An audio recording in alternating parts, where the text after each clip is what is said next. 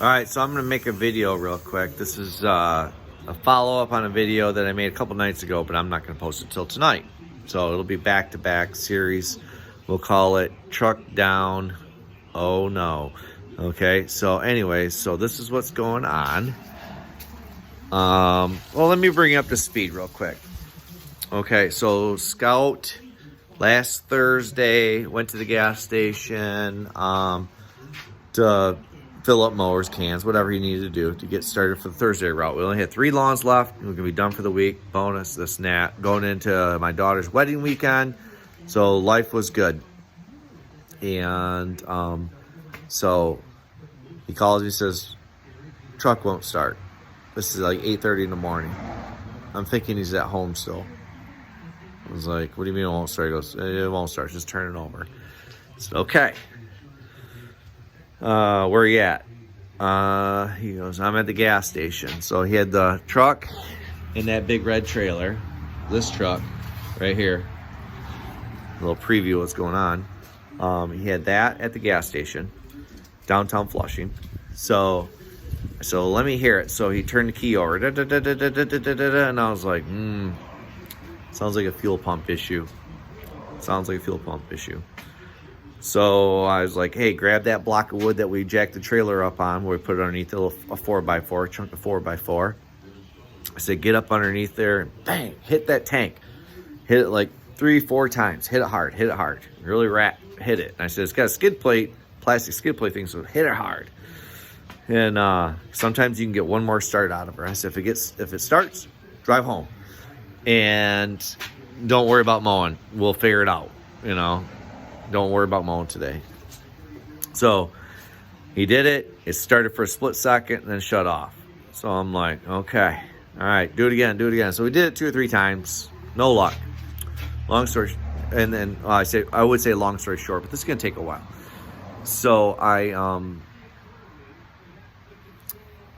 called her. There's a repair shop. Like literally, if he could have just disconnected the trailer, pushed it a little ways to get down this, get over the slope a little bit, and he would hit, everything was going to be downhill. He could have basically almost coasted down to the repair shop. That's how close it was. Is realistically, he would have got down to the bottom of the hill, flattened out, and he would have been stuck on the corner on the side of the road,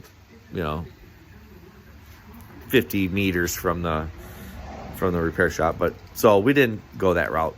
I called the repair shop, and they're like, get it towed here. Here's a tow company. They're inexpensive. They're great guys. This and that. And they're fantastic. Within 25 minutes, they had 2 trucks at that gas station. They separated the truck and the trailer, towed my truck, or they did end up towing my truck to the shop, and they towed my trailer back to my house. They just hooked it on the ball and rolled. They didn't put it up on a flatbed or anything like that. So that was great. It was $90. It was $45 for the truck, $45 for the trailer. And I was like, that's a no-brainer. I was like, heck yeah, man, that's great. I appreciated that. When they disconnected the truck from the trailer, or Scout and them did, and then they said, all right, let's try to roll it forward. And they turned the key, and it started. And so, but they still ended up putting it on the truck and hauled it down to the shop. And I was like, just do it. And because it didn't start an hour ago, so something's going on. And so the shop got it. Scout came home, all that stuff. He came home with the trailer and stuff, and so the guy. This is it. Now it got to the shop about, let's say 9:30, 10 o'clock at the latest in the morning, Thursday morning, and the guy called me about 4 o'clock, 4:30, 5-ish, something like that, which was, respectable for sure. And he goes, yep, it's your fuel pump. And I was like, all right. I said, do it. I put this fuel pump in 8 years ago, roughly. And so I was like, go ahead and go for it. And I said, I don't have time. My daughter's getting married on Saturday. I've got obligations for the next 4.5 days that I can't, I don't have time. And he's like, all right. and it was going to be 700. It was like 760 or 770. It was under 800, and that included the towing bill. The shop took care of the towing bill for the 45 for the going to the for the truck, not the trailer. So I was like, do it, man. Dude, I knew it'd be around 700. So do it. He goes, all right, I'll have it done by 2 o'clock Friday. I'm like, awesome. Not counting on, to myself, I'm like, that sounds awesome, but I'm not counting on you. You know, if I get it by Monday, I'll be happy. I'm a realist. Things happen. So anyways,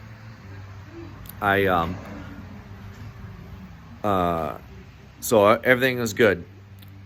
I was off on Friday from my regular job because I did we had a wedding event Thursday night, and then we had rehearsal and stuff Friday. So I had to do a bunch of stuff to kind of wrap up. Plus we had 3 lawns still to do. So I rented a U-Haul trailer. This is gonna be a long video. I rented this U-Haul trailer.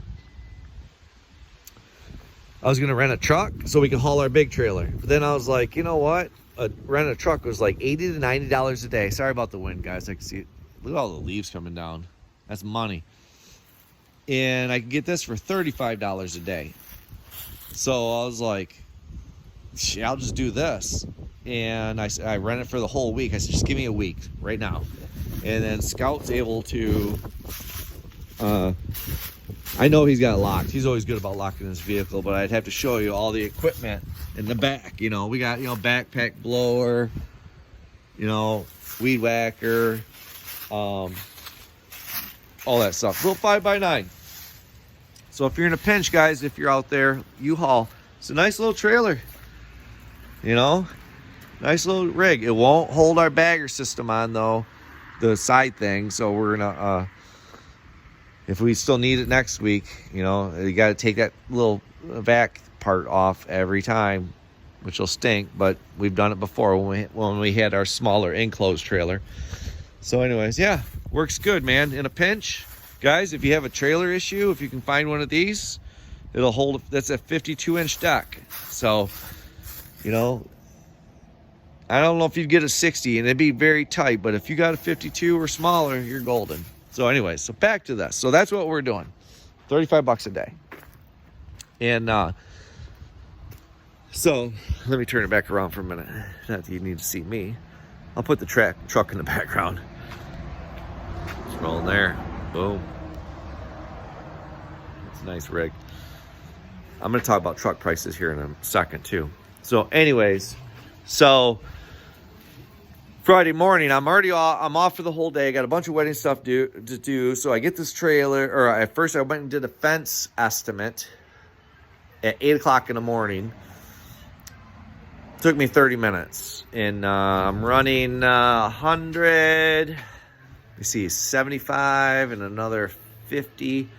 That's 125, and it's about 130 feet of privacy fence. So I'm going to be renting a piece of equipment to drill holes.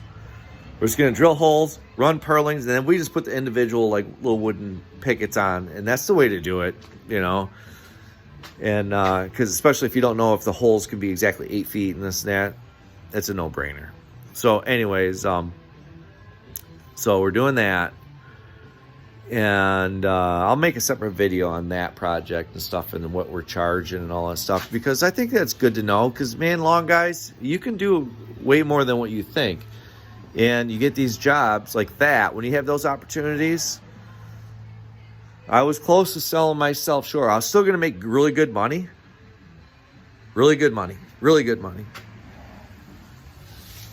And, well, I should say good money. But I decided, you know what? I want to make really good money. Yeah, so instead of going, my labor is only worth, $400 for the day or $500. No. I bumped it closer to $1,000 a day labor. I ended up charging $2,000 worth of labor. And it'll be a 2-day project. 2 good long days, but that's a no-brainer. Anyways, we'll get back to that. Get back to the truck. Because the fence project's not for a little while yet. A couple weeks yet. So I'm back to Friday morning. Fence project. I go right to Home Depot to kind of get a quick write-up, get an idea of some prices of some lumber and stuff. And on my way there, the guy from the shop calls me. His name is Matt Protech Flushing in Flushing. And he says, I got some bad news. And I'm like, you got bad news? You know, bad enough my fuel pump's down. I'm like, now what? You know, I figured it can't be that bad because I drive this truck like crazy. He's like, your frame is rusted. And I'm like, I might have a little rust on it. I can't imagine it's rusted. He's like, put it on the hoist, and it just looks dangerous in this and that, you know. We're like, we can't change the fuel pump. And this truck has to either be scrapped or the frame repaired or something. He goes, I can't put a fuel pump in because this truck shouldn't be on the road. The rust is too bad on the frame. It shouldn't be on the road. And I'm like, is this guy serious? I thought I was getting punked. I'm like, I mean, look at this truck. I mean, it's apart right now, but look at that box.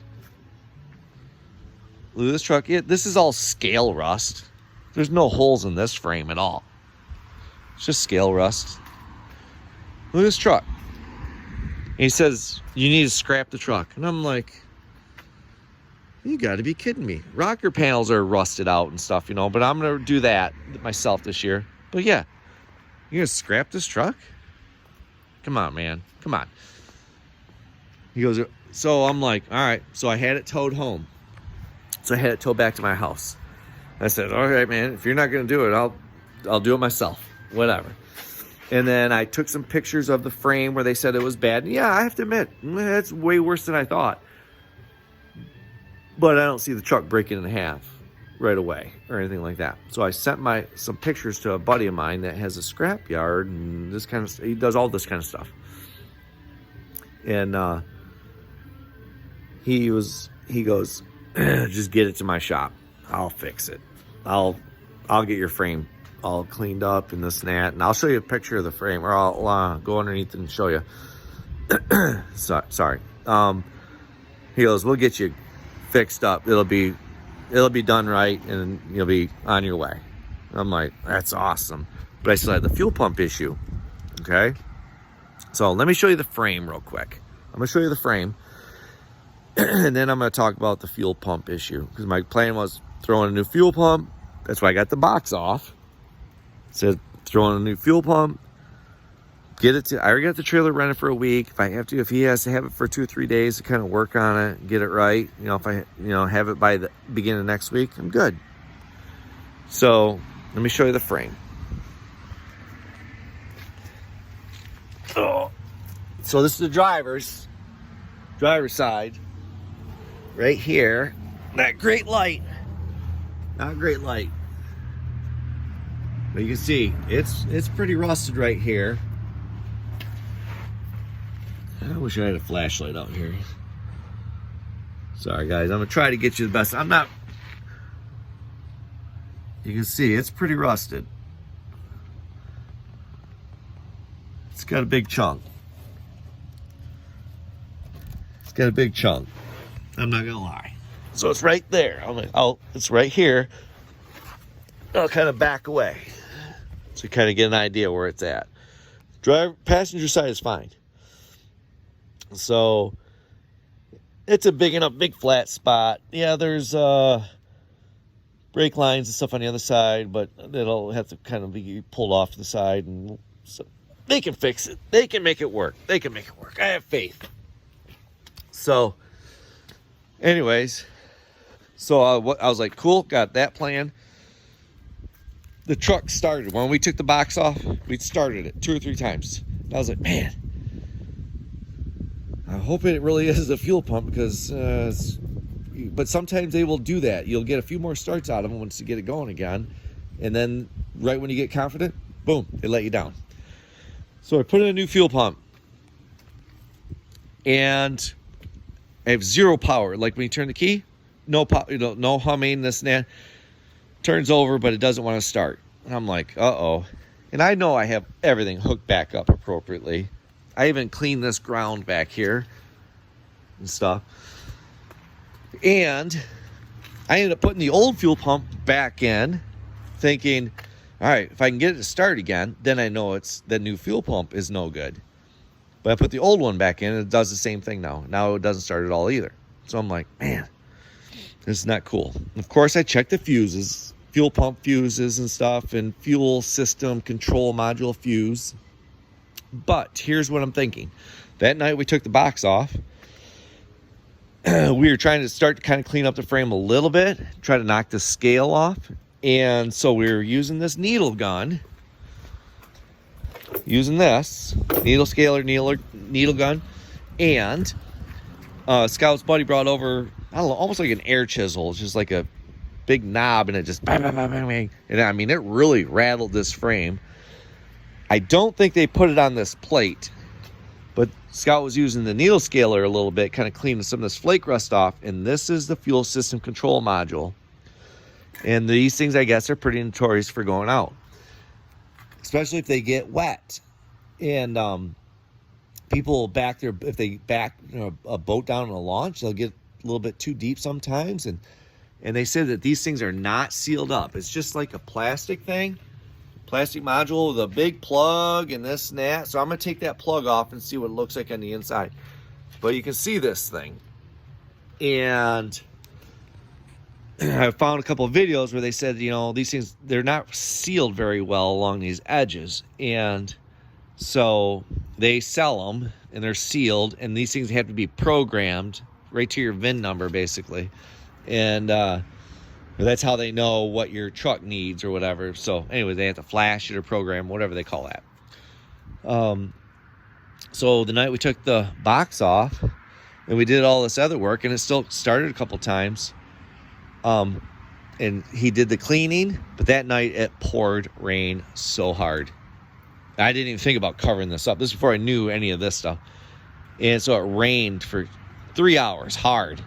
And I'm like, I think there might be water, maybe some water got down in there and it shorted it out or did whatever.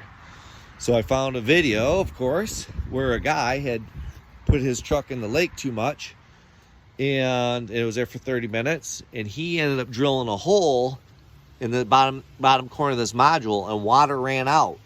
And then he sprayed carb cleaner in there, or brake cleaner actually. And it did enough work where it would start and run, and it ran fine. And every couple months it would die on him, and he would spray brake cleaner up in there. I did drill a little hole. See a little hole? I drilled a little hole in the corner just to see if any water would come out, and nothing came out. So that was kind of disappointing. I was really hoping that would be the culprit. And so anyways, so I got that going for me. I ordered a new one of those and programmed. I sent them my VIN number and this and that, and like 3 days. So probably by Friday, Saturday, I might get it, hopefully. And $270. They were normally $255, but they added 15 because of COVID. So it is what it is. So that's going to come hopefully by the end of the week. Swap that out, and fingers crossed it works. There's all these other like videos too I watch where there's other parts of wiring harness touching the drive shaft, front drive shaft. Check that to make sure that it. I'm thinking that the vibration of this needle scaler, this on that, just shook it so much that it knocked something loose. That's all I can think, because I had power on the pumps at the old pump still, and that's the only thing I can think. So if anybody's got some ideas, if you've ever seen this before, let me know. And before it gets too dark, I'm gonna run that needle scaler again, might as well, on the rest of the frame, and I got some undercoating stuff that I'm going to do the frame. Anyways, Toyota's still not going. I got to replace these O-rings in the injectors, and I have them right here. O-rings, anyways, these Velcro O-rings. And, oh man, these are open. O-rings on the seat. I got a leaking injector. So I need to get that fixed and get that going. I can use that to pull the little trailer, which I don't have anymore. I had a little trailer and I got rid of it. Anyways, I'm going to get another one. So my spirits are high for what's going on. Luckily, the lawns aren't growing a ton right now, but the leaves you can see. I'll show you my front yard real quick. I mean, that's nothing. Look at those trees. Those things have lost their leaves all in the last few days. A lot of leaves. Our yard's easy. This is the only area that gets leaves. Really, the back's not bad. It gets pine needles. And we got a big clamshell now, so let it come down. I don't care. You know, I got the right equipment now to take care of them. So, oh, and something's up with the Exmark. RPMs are running higher than normal. So you have to really kind of throttle it down. It's kind of crazy. It's like high throttle, 3/4 of the range of the throttle lever, you know. And so, I don't know if the cable, something up. I looked at the cable. It looks like it's normal. It doesn't look like it shifted out of the holder. I don't know. Anyways, that's a whole different thing. Not too worried about that. All right. Long video, 20-some minutes. Hope everybody's having a good time. Hopefully this video turns out. I'll watch it. If it's not worthy, I won't post it. If it is, I think it's good. It's a lot of information in 20 minutes. A lot of me repeat myself multiple times. Just trying to retrace my steps. All these breakdowns, my daughter's wedding. I also, within that 10 days, I had to put a thermostat housing in my Chevy Cruze. I put front brakes on this truck and a new battery in my Chevy Cruze. Yeah. Had to do a battery swap in a Walmart parking lot. That's always a bonus. So got that going for me. All right. Later.